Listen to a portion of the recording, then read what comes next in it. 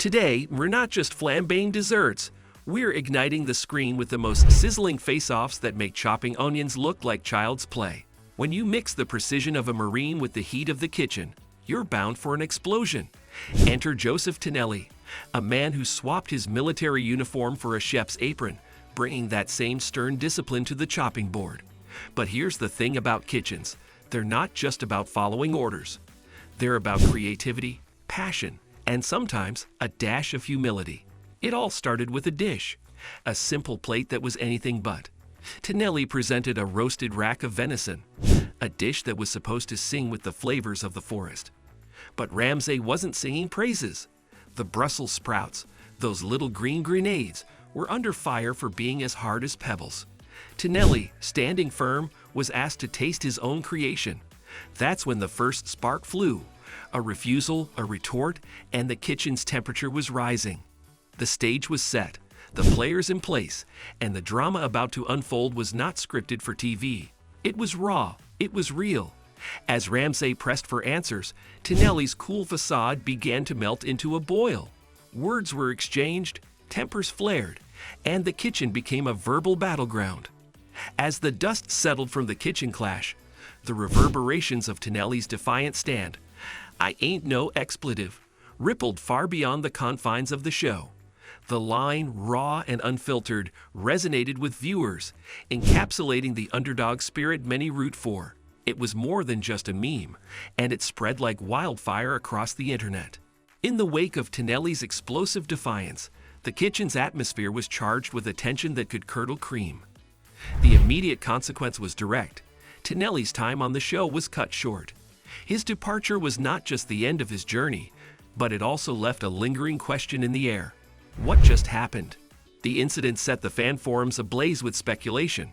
Some viewers spun theories, suggesting that Tinnelly's outburst was a carefully orchestrated act, a ploy to spike the show's ratings. They argued that no reality show is complete without drama, and what better way to serve it up than with a side of controversy? But the producers were quick to shut these flames of conjecture. They firmly refuted the claims, stating that the high-pressure environment of the show was a crucible for all sorts of reactions, and what was seen was as authentic as it gets. They insisted that the show's integrity was intact, and the drama was a natural byproduct of the intense competition. In the hustle of Hell's Kitchen, Jean-Philippe, the maitre d', usually keeps things running smoothly. But one night, things got tangled up with Van Herd at the tableside station. Van got mixed up with the orders, and that set Jean-Philippe off, a rare sight for someone usually so cool. The mix-up showed just how key it is for the dining room and the kitchen to talk straight with each other. When that talk gets twisted, everything else can too. Chef Ramsay had to jump in and calm things down. He got Jean-Philippe and Van to listen up and remember they're all on the same team. Right after Jean-Philippe's rare outburst, we turned the spotlight to Jackie Fuchs. Known for stirring the pot with her words, Jackie's reputation for trouble was notorious. She had a knack for getting under people's skin, and Kristen Barone was no exception. The air was already thick with tension from the night's service when Jackie and Kristen clashed. It was after a challenge, and the team had just dodged a bullet with an elimination. Words were thrown, with Jackie's sharp tongue clashing against Kristen.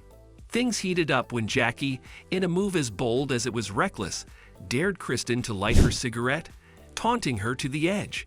It was a moment that could have sparked more than just a flame. In the aftermath of the fiery feud between Fuchs and Barone, the blue team faced their own storm.